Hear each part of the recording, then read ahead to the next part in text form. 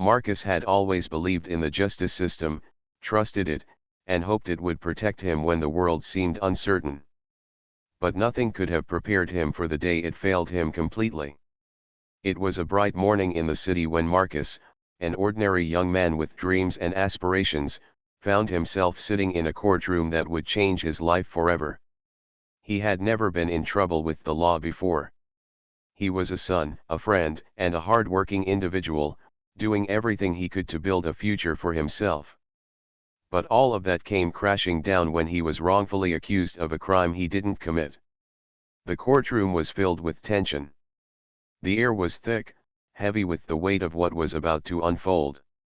Marcus's heart raced as the judge, a stern and unforgiving figure, began reading the verdict. The charges, the evidence that had been twisted and misrepresented, everything fell into place like a cruel jigsaw puzzle. He tried to focus, but it felt as if everything was happening in slow motion. The room was spinning, the voices muffled, and the only thing that was clear was the cold, sharp sound of the gavel hitting the desk.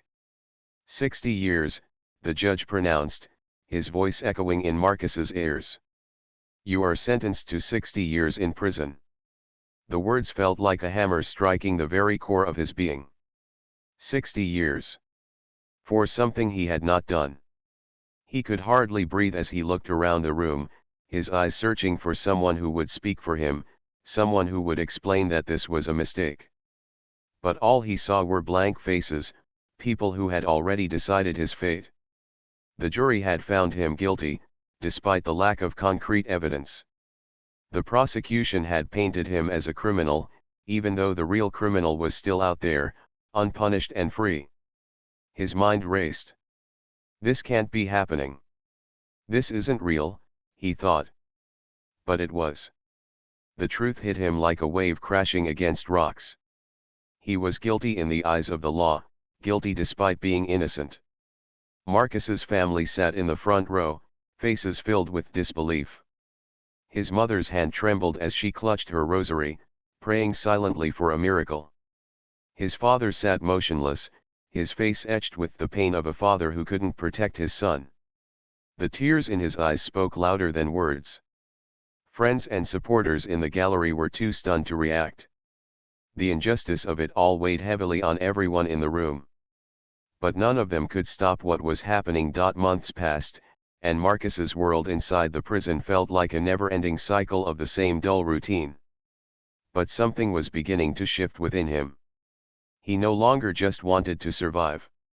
He wanted to fight. He had been wrongly convicted, and he couldn't accept spending the rest of his life in this place when he was innocent. The thought of 60 years behind bars for a crime he didn't commit was unbearable. But there was nothing Marcus could do, at least, that's what he thought, until he got a LE. The words "not guilty" echoed in Marcus's ears as if they were too good to be true. He had spent years trapped in a nightmare, fighting for a freedom he didn't deserve to lose. Now, standing in the courtroom, hearing those words, felt like stepping out of a fog. It was surreal, almost impossible to grasp. His hands shook as he tried to comprehend the enormity of it all. He was free. The system had failed him, but now, with the truth revealed, it had finally corrected its mistake. For a long moment, Marcus just stood there, staring at the judge, trying to absorb the gravity of what had just happened. The years he had spent behind bars, the pain, the heartache, and the hopelessness, everything had led to this moment. He was no longer a prisoner. His name had been cleared. But deep down, he knew that this victory, as sweet as it was, didn't erase the time he had lost, the memories he had missed, or the people he had hurt along the way. The courtroom buzzed with excitement, but Marcus barely heard the voices around him. He could only think about the faces of his family, his mother, father, and siblings. For so long, he had imagined this day, but now that it was here, he could hardly believe it. Erica, his lawyer, stood beside him with a proud smile. She had believed in him when no one else had, and now her hard work had paid off. But even her smile couldn't distract him from the overwhelming flood of emotions rushing through him. His heart raced as he was escorted out of the courtroom. It wasn't just the shock of being freed, it was the relief, the joy, the overwhelming feeling of finally being seen for who he truly was. But as the door closed behind him, reality set in. Marcus had been freed, yes, but his journey didn't end here. He had to rebuild his life, start over, and find his place in a world that had moved on without him. The first thing Marcus did when he was released from the courthouse was to call his parents. His mother's voice broke with emotion when she heard his name, and for the first time in years, Marcus felt like a son again, not just a prisoner. They cried together, but their tears were no longer tears of loss, they were tears of joy, of relief. Marcus had made it through the hardest battle of his life, and now, they could start healing together. As Marcus walked out of the courthouse into the sunlight, the weight of the world seemed to lift off his shoulders. He could breathe again. The fresh air felt like freedom itself, and he drank it in, feeling the warmth of the sun on his face. It was a feeling he had forgotten, one he thought he would never experience again. But there he was, standing outside, finally free. But as he looked around, Marcus realized that the world had changed. The city outside the courthouse was the same, but it felt different. People rushed by, living their lives, unaware of the journey Marcus had just completed. It was a reminder that life had moved on without him, and now he had to find his place in this new world. The world that had once seemed so familiar now felt distant and foreign. He had been gone for so long that he didn't know where to begin. He had missed so much: birthdays, holidays, friendships, and moments with his family. But even more, he had missed his own life. Marcus had spent years behind bars, fighting for something that should have never been taken from him in the first place. But now, it was time to reclaim what was rightfully his. The first person Marcus called after his parents was Ray. He knew Ray would be proud of him, but he also knew Ray would have his own thoughts on the situation. Ray had been his mentor in prison, a steady presence who had helped him navigate the brutal world of incarceration. Ray had taught him the most important lesson of all: never give up. And now, Marcus wanted to share his victory with him. Ray answered the phone with his usual calm voice, and when Marcus told him the news, Ray didn't say much at first. Instead, there was a long pause, and Marcus could almost feel Ray's smile over the phone. "I knew you'd make it," Ray said finally, his voice steady. "You've been through hell, but you held on. That's what matters." It wasn't just the victory that Marcus cherished, it was the journey. The hard times, the doubts, the loneliness. They had shaped him into someone who could never again take his freedom for granted. Marcus wasn't the same man who had been sentenced to 60 years in prison. He had been through something that had changed him on a fundamental level. He was stronger, more determined, and more aware of the world around him. But despite his freedom, Marcus knew that the battle for justice didn't end with him. The system that had wrongfully convicted him was still flawed, still broken. He had been fortunate his case had been overturned, but many others weren't so lucky. Marcus made a vow to himself that he wouldn't let this injustice go unchallenged.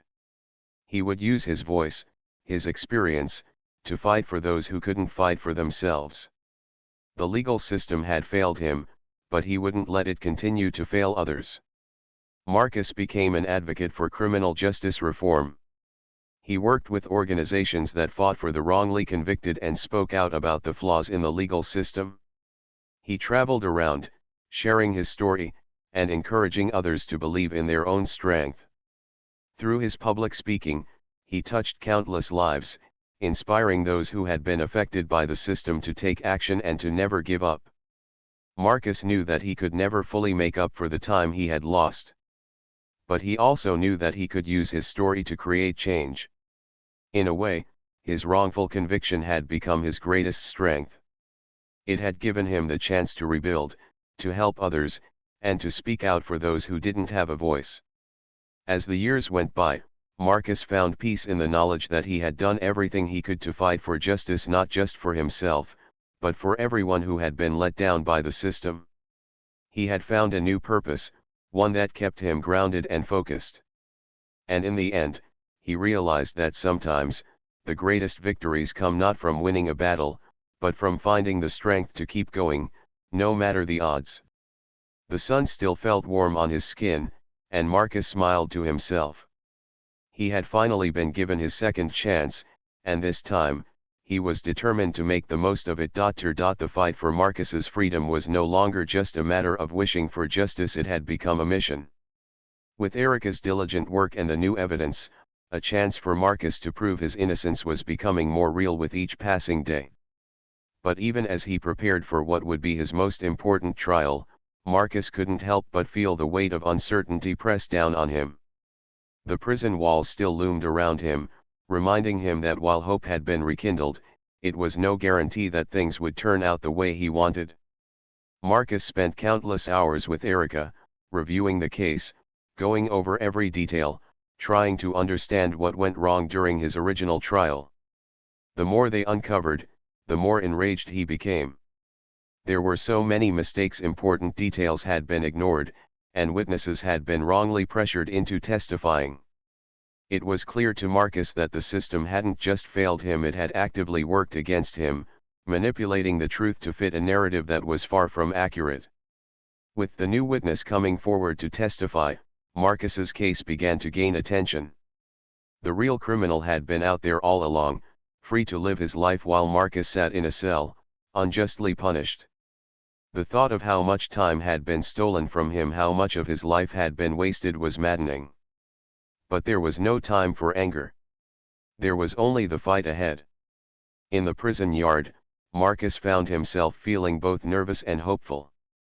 The thought of facing a judge, of having the truth revealed in a courtroom where he could finally speak his mind, filled him with both excitement and fear.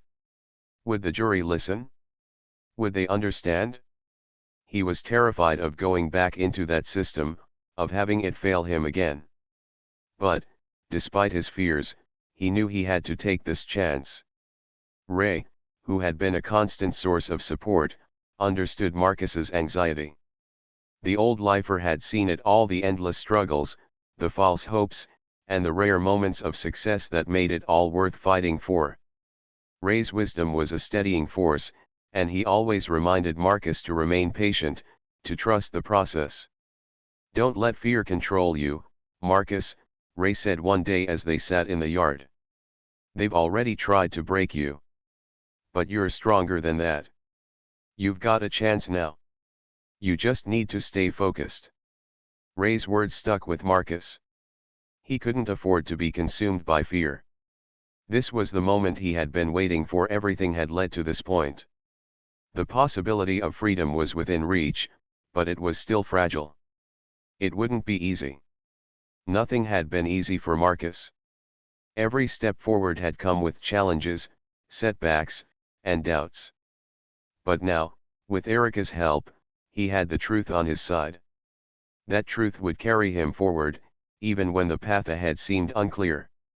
The day of the hearing arrived, and Marcus felt a knot of tension in his stomach as he was escorted to the courtroom. The sound of his footsteps echoed through the halls of the courthouse as he walked toward the room where his fate would be decided.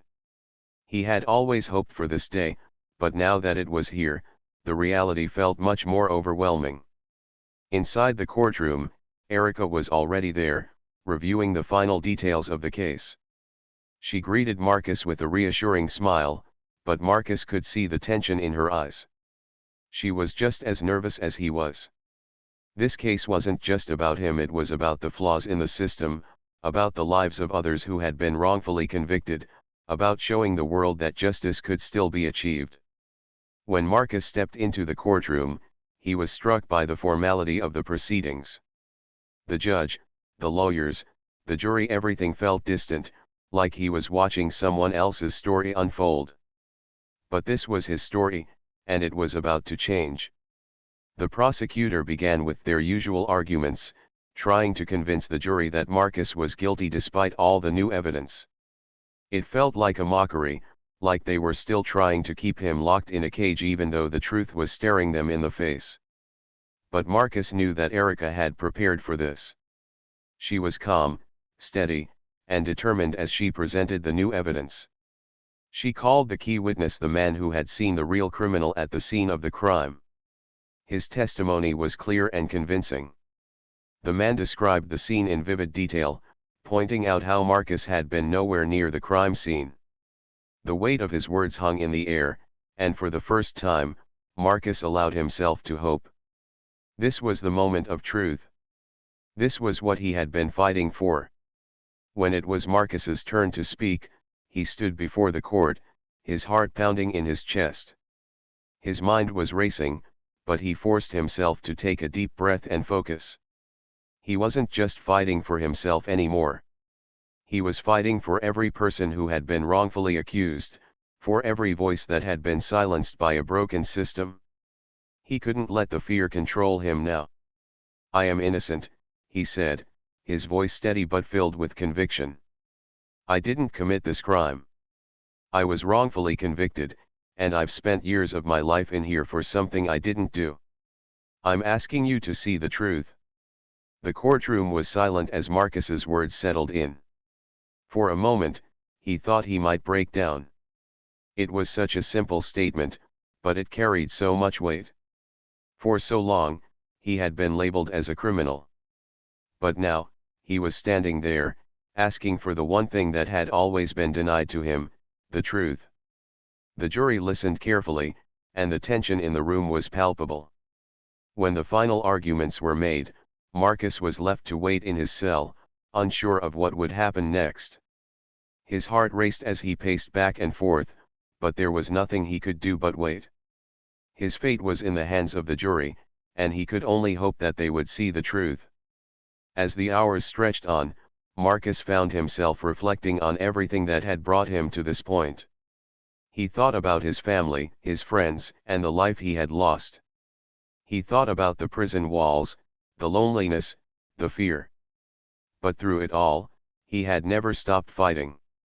This moment, this chance for justice, was the culmination of everything he had endured. He wouldn't give up now. Finally, the word came.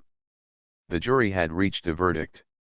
Marcus was brought back to the courtroom, his heart pounding in his chest. As the judge read the verdict, Marcus held his breath.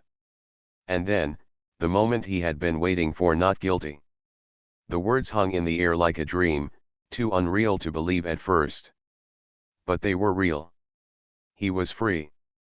The letter arrived on an ordinary day, tucked in the pile of mail that passed through the prison gates. It was from a lawyer named Erica Matthews. Marcus had never heard of her, but her words jumped off the page when he opened the envelope.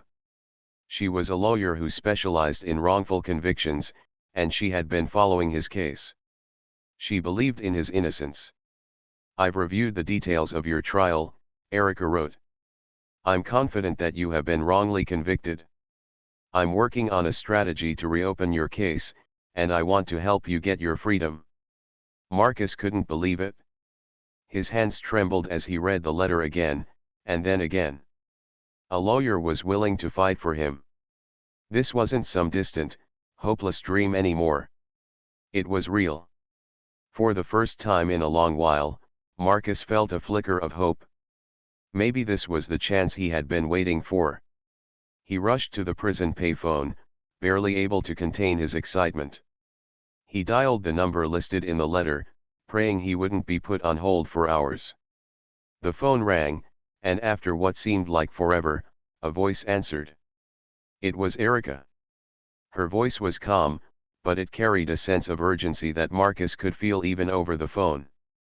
"I've been following your case closely," she said, her words reassuring. "I believe the system has failed you. There are significant issues with your conviction, and I want to help you fight for your freedom." Marcus could hardly believe what he was hearing. For the first time, someone outside of prison believed in him. Erica didn't think he was a criminal. She wasn't just seeing a prisoner in a cage. She saw a man who had been wronged. That thought alone filled him with strength. Over the next few weeks, Erica and Marcus began to work together. At first, their conversations were brief, often held in secret due to the limited phone time Marcus had in the prison. But every time they spoke, Marcus felt more and more like his old self again. He began to believe in the possibility of redemption, the possibility that justice could still be done. Erica explained that she had already reviewed all the evidence from the original trial. The case had been rushed, with mistakes made at almost every turn. Key evidence had been overlooked, witnesses had been coerced, and crucial alibi information had been ignored. Erica's voice was steady as she described the flaws in the investigation, and each word felt like a weight lifting off Marcus's chest. His faith in the system, which had been shattered, was slowly beginning to return. The most significant discovery was that new evidence had come to light, something that had been missed in Marcus's original trial. A man who had been present at the scene of the crime had recently come forward, willing to testify that Marcus had not been there. He had seen the actual perpetrator and could prove that Marcus had been nowhere near the crime scene. It was exactly the kind of breakthrough Marcus had been hoping for, but it also made him wonder how had it taken so long for the truth to come out. Why hadn't this been uncovered during his trial? The thought of a new trial filled Marcus with both hope and fear. A new trial meant a chance for freedom, but it also meant the possibility of facing the same cruel system that had sentenced him in the first place. The idea of going through it all over again was daunting. What if the jury didn't believe the new evidence? What if he lost once more? The thought of being trapped in prison forever made him shudder, but Erica's encouragement gave him strength. "Marcus," she said one day during a phone call, "this is your chance. You've been given a voice. Now we need to use it. You are not guilty, and it's time for everyone to see that." With Erica's support, Marcus started to prepare for his new legal battle. The long hours in his cell, which once felt like a curse, now became his training ground.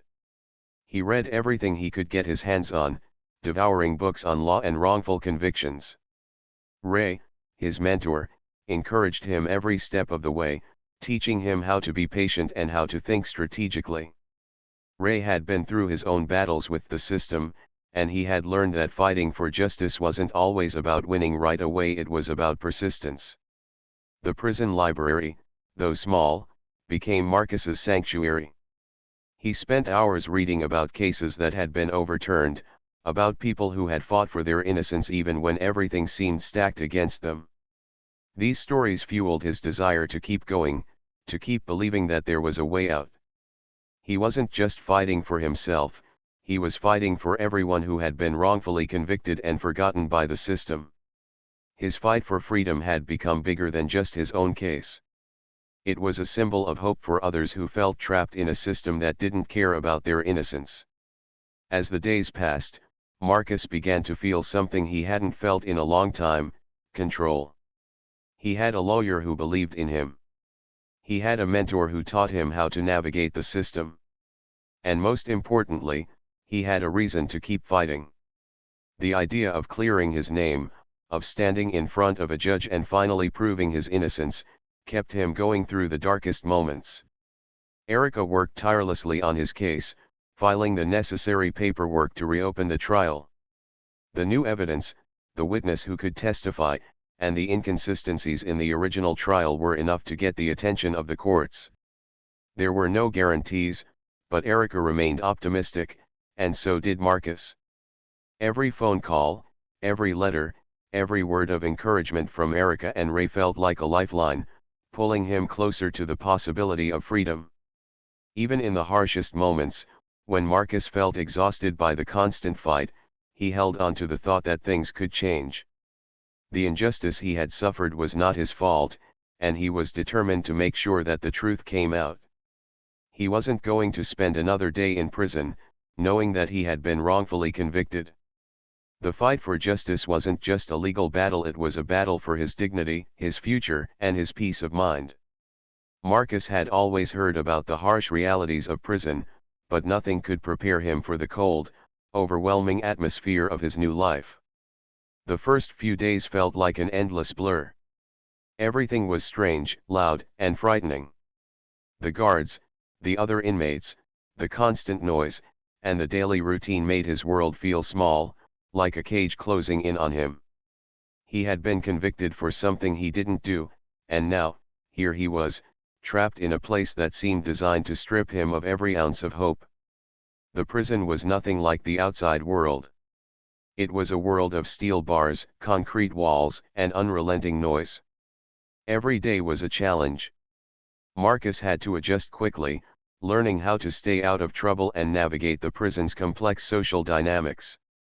In the beginning, he stayed to himself, unsure of who he could trust. The fear of being targeted, of becoming a victim, was real. The other inmates were tough, hardened by years of prison life. It was easy to feel like an outsider, like someone who didn't belong in this brutal world. At first, Marcus felt like he had nothing left. The days dragged on in a never-ending cycle of loneliness, fear, and uncertainty. He missed his family terribly, his mother, father, and friends. He longed for the simple freedom he once had, the ability to make choices, to live his life on his own terms. But now, all of that was gone. In its place was a cold, hard reality that seemed impossible to escape.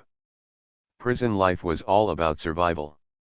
Every inmate was in it for themselves, fighting to keep their dignity intact in a place that didn't care about their humanity. Marcus quickly realized that in order to survive, he had to learn the rules of this world. It wasn't just about avoiding physical harm, it was about keeping your mind intact.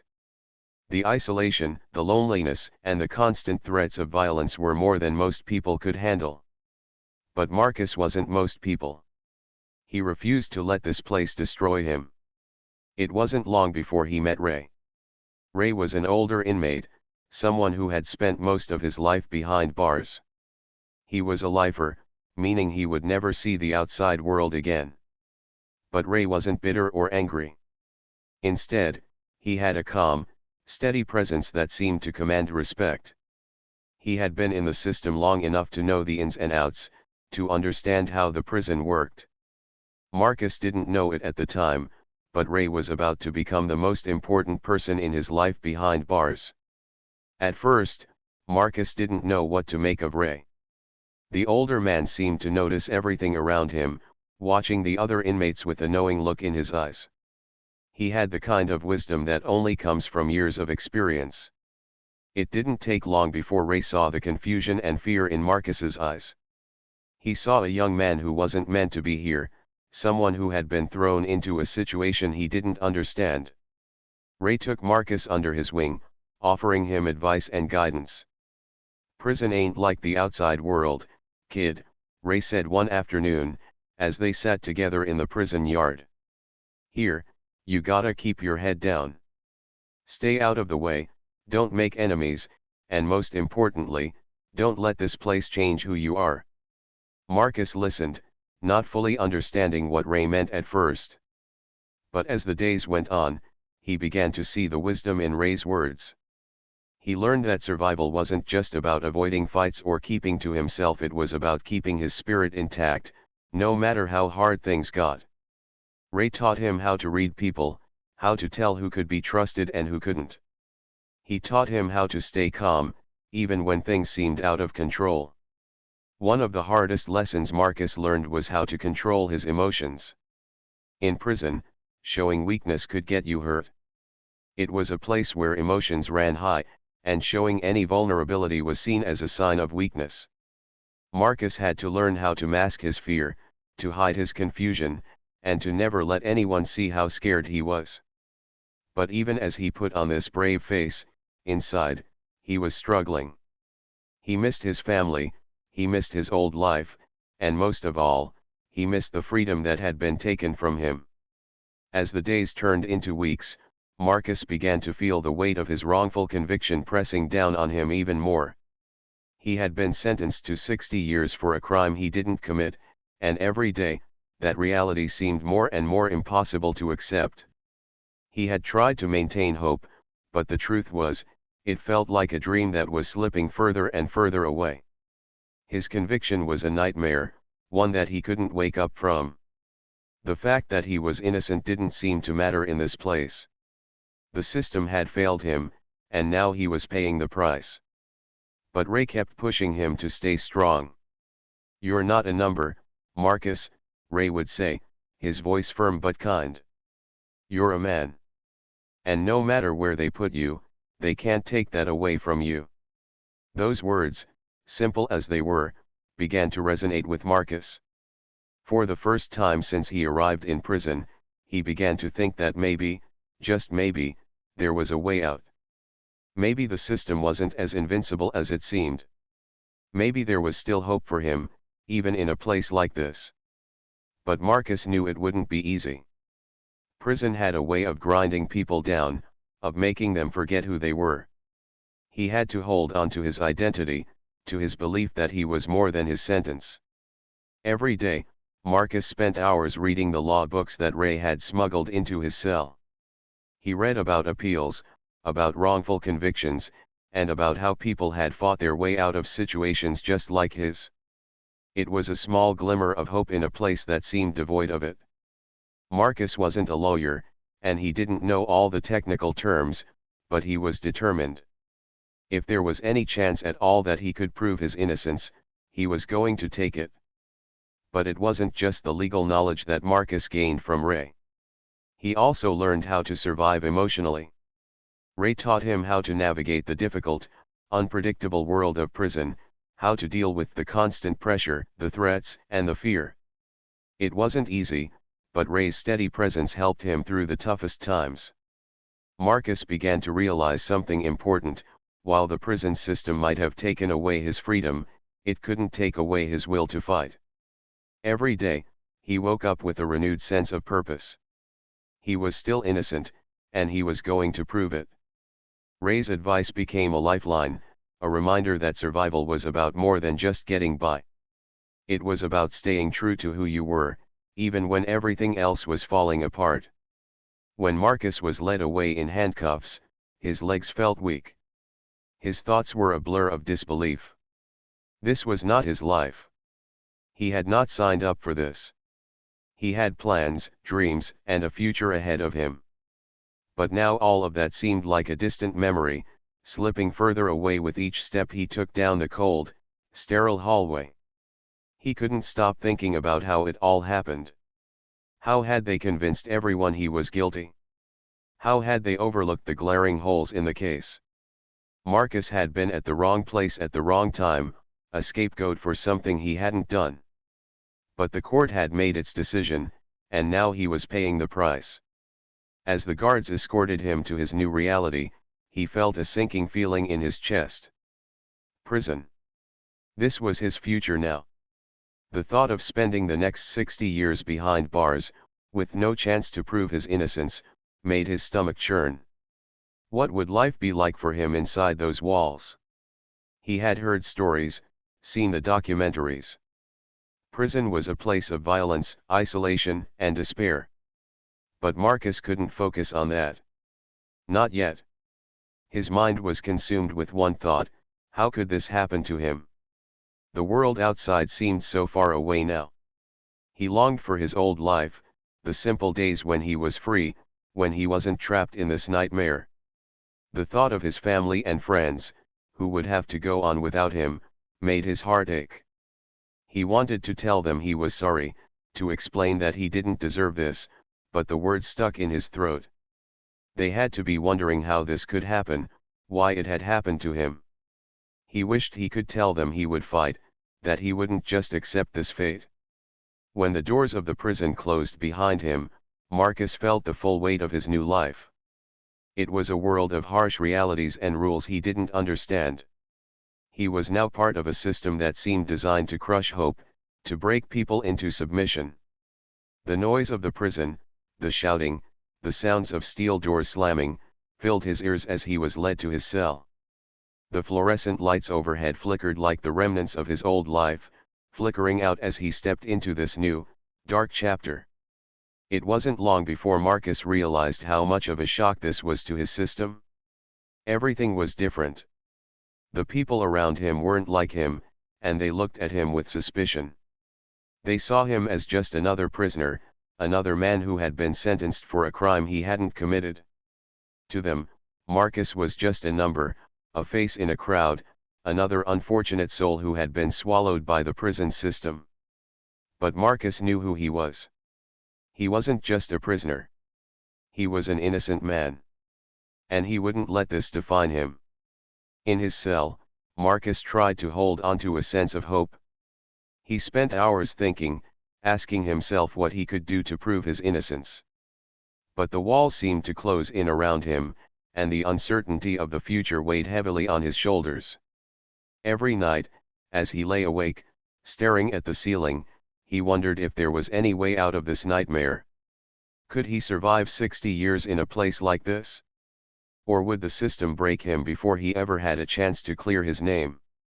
As the days turned into weeks, then months, Marcus began to feel the despair creeping in. The harsh reality of life behind bars was starting to consume him.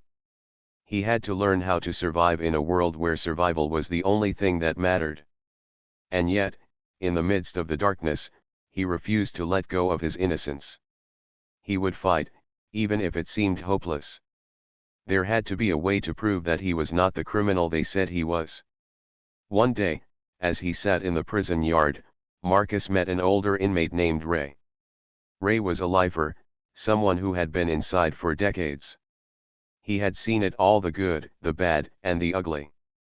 Ray could see the pain and confusion in Marcus's eyes, and he knew what it felt like to be wrongly accused, to have the world turn its back on you.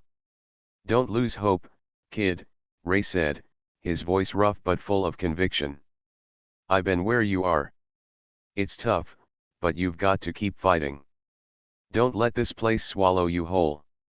Ray's words stuck with Marcus, who began to realize that maybe he wasn't as alone as he had thought. Ray became his mentor, teaching him how to navigate the prison system, how to survive the brutal conditions. But more than that, Ray taught Marcus how to hold on to hope, even when the odds were stacked against him. He would fight. He had to. The first chapter of Marcus's journey was dark and filled with uncertainty. But little did he know, the fight for his freedom was only just beginning. What he would learn next would change everything.